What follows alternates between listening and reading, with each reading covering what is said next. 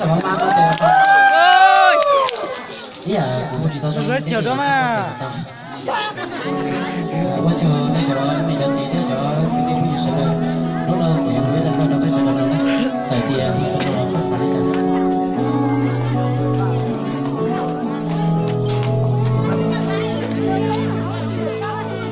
Giờ lúc đó như chỉ rồi.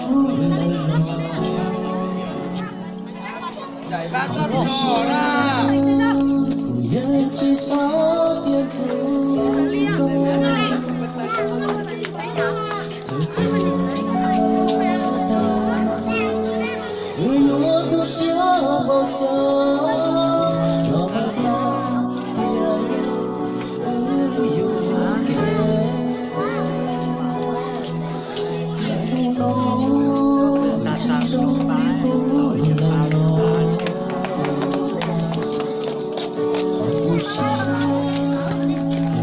chỉ sao tiền dù có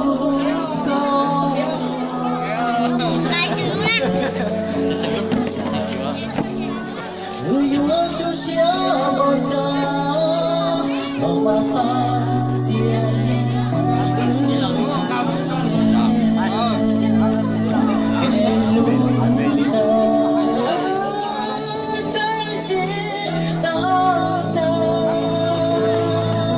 cho đây chỉ cho bớt thế lỡ bớt thế ba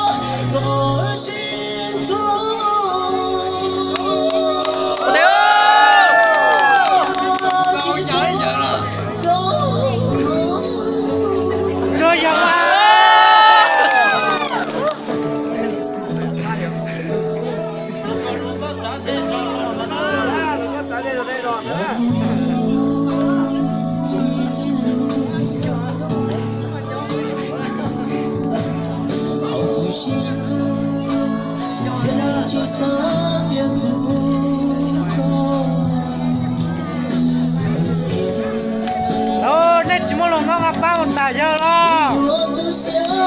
Ô để cho lòng con tụi tao.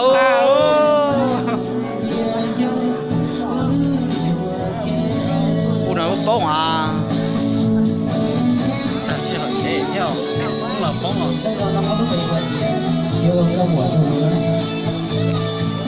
Chiều có một thằng nu nó lỡ. Chiều lúc bé có chỉ là xuân vui nó. Chiều mà có một thằng nu đó. Đang coi thì cháu có một đồ nữa đấy. Nè chỉ có 3 cái tiền đấy. Đấy.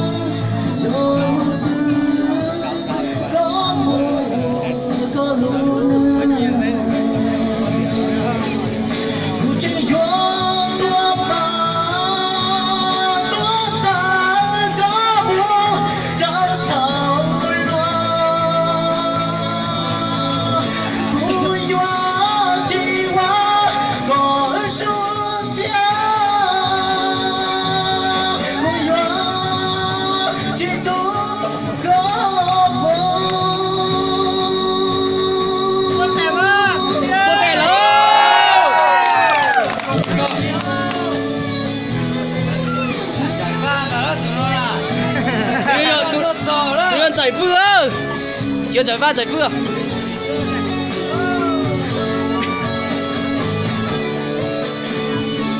我今天想大家喜欢我们的干嘛？在最后几首歌说死没讲，死没。不得了。